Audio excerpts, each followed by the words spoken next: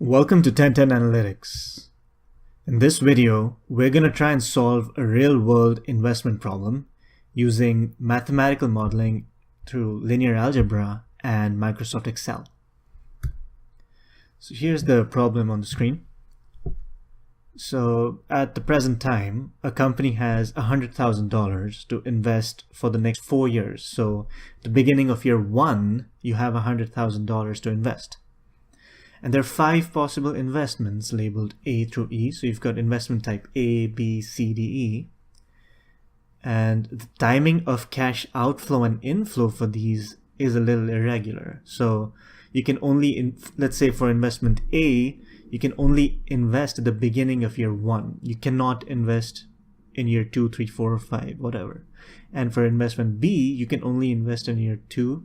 For investment C, you can only invest in year 1. Etc. And also you get returns on investment at different times of the years as well. So let's say for investment A, you'll get $0.5 for every dollar invested at the beginning of year 2, and you'll get $1 back for every dollar invested at the beginning of year 3. So there are different rules or constraints for all these different investment types. And also, to create a diversified portfolio, the company wants to limit the amount put into any investment to $75,000. So you can only invest $75,000 in A or B or C or D. You cannot invest more than that for each single type of investment. And so the objective here is that the company wants an investment strategy that maximizes the amount of cash at hand at the beginning of year 5.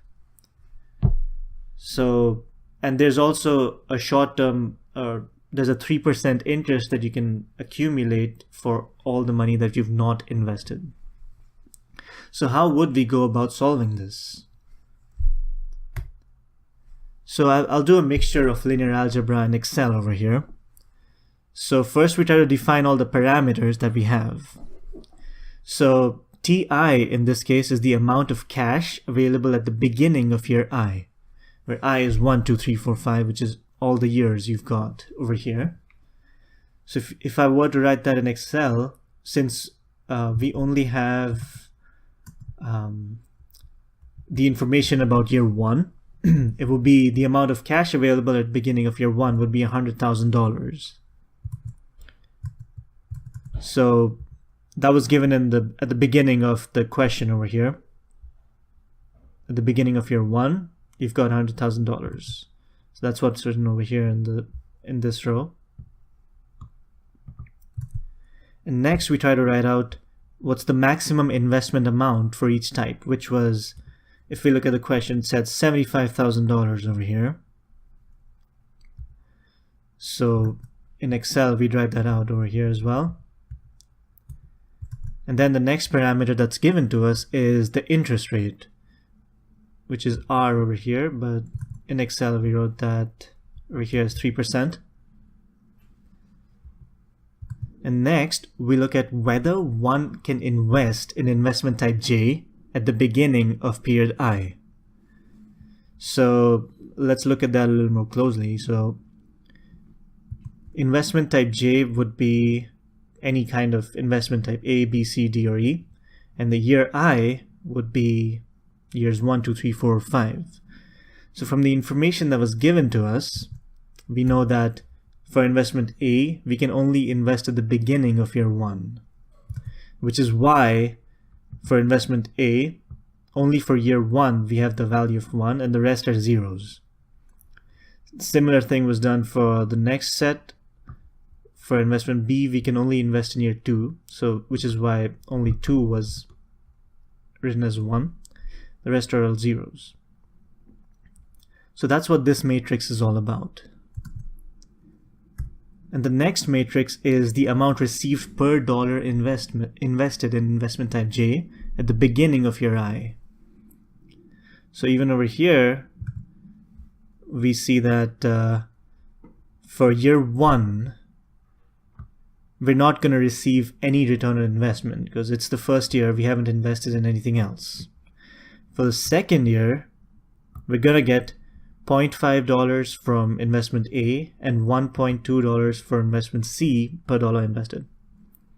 And this information is also given over here, where for investment A, you'd get $0.5 at the beginning of year 2. For investment C, you'd get $1.2 at the beginning of year 2. So that's how this matrix was given or constructed. So that's how we defined all the different variables that we have already. And next we look at the decision variable, which is essentially what does the business decide? What can they decide to maximize their final amount? So the decision in the hands of the business is how much should they invest in each investment type. So in Excel, it's written as this, like this. For each investment type, A, B, C, D, E, how much should the business invest in? So right now it's just $0 because we haven't solved anything. So this is just initiating the model.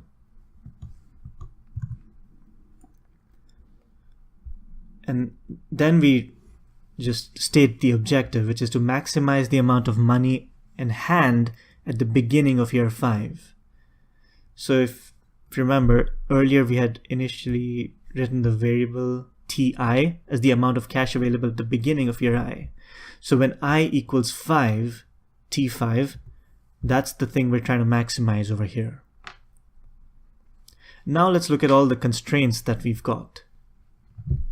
So this first constraint over here is essentially a balancing equation between the amount of money you have at hand at the beginning of the year versus the amount of money you have at the end of the year, which is the same thing as the beginning of next year. So if we're looking at the first year, year 1, where I would equal to 1, TI plus 1 would be year 2, basically, amount at hand at year 2. And this first part over here, we're just trying to look at the amount that we have at hand minus the amount that we've invested. Because if we just look at this in plain English, we know that the amount that you have left over at the end of the year is essentially going to be the amount you had at the beginning minus the amount you've already invested plus any kind of return that you got from the previous years. So that's what we're trying to balance over here, the constraint. So over here, the first terms, T sub I minus the summation of Bij times Xj. This is the total amount that you have at hand at the beginning minus the total amount that you've invested in this particular year. And then you're multiplying this by the rate of interest because as we had stated earlier, that for any amount that's not invested, you're going to get a return of 3% from it. And then we're adding all the return from investment over here from the current year, yeah. So in Excel, that would look something like this. If we scroll down here. So at the beginning, you've got this amount of cash. And the cash invested would be a sum product of the amount that you're going to invest and whether or not you're allowed to invest in that. So let's say if a business decides that they want to invest about $20,000 in type A, then you first multiply it with this first matrix over here. So if the value is 1, it means that you're allowed to invest in it. And for investment B, the value is 0, so you cannot invest in it. So it's going to be value of 0. So like that, you're trying to add all these up to figure out how much cash was actually invested in this year. And the return from investments is going to be similar thing. You just trying to multiply the same amount you've invested with this second matrix, which is about the amount received per dollar. So that's how you get the returns from investments. And then the cash after investing is the beginning cash minus the amount cash invested plus all the return that you're getting from the previous year's investments.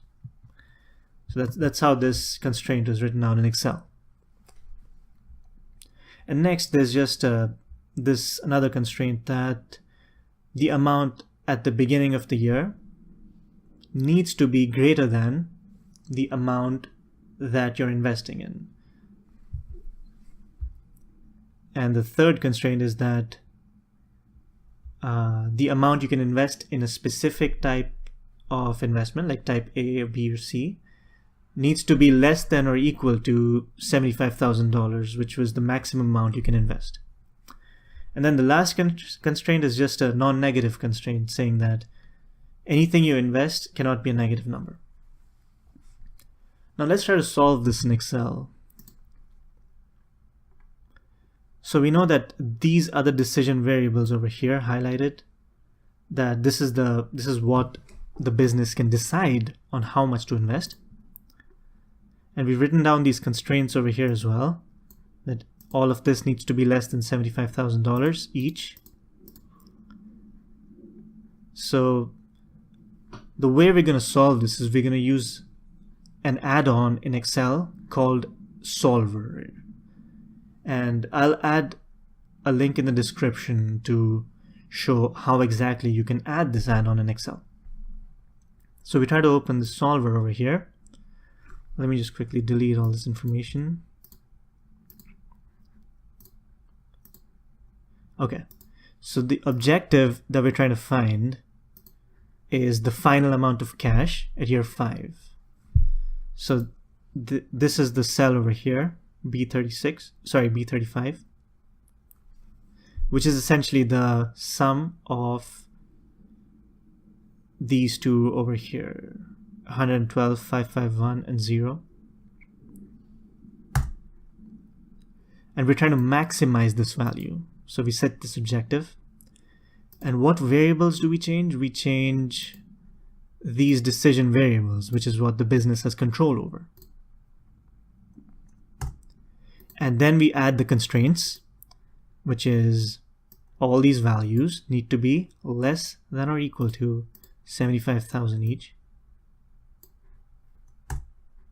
Then we add another constraint, the non-negative constraint, and not the non-negative constraint, it's just that the amount that you have at hand needs to be greater than or equal to the amount that you're investing in. So it's these 4 need to be greater than or equal to 0.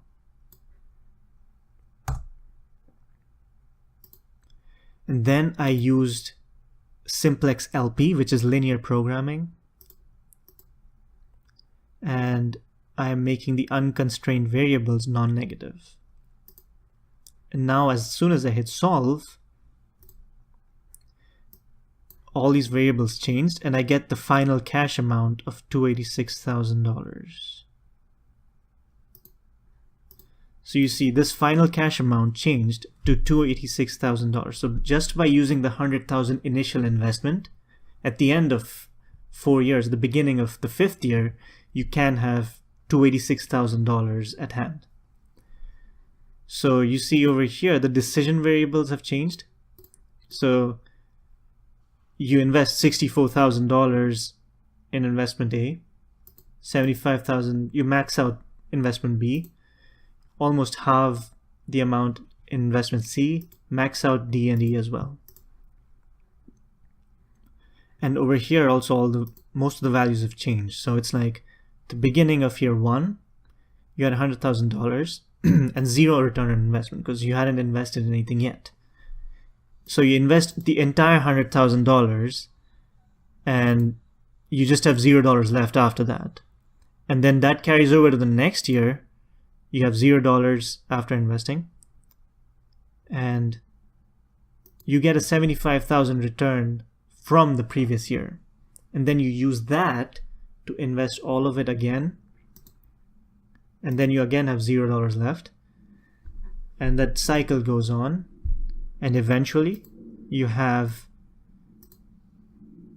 144,000 at the beginning and 142,000 return on investment.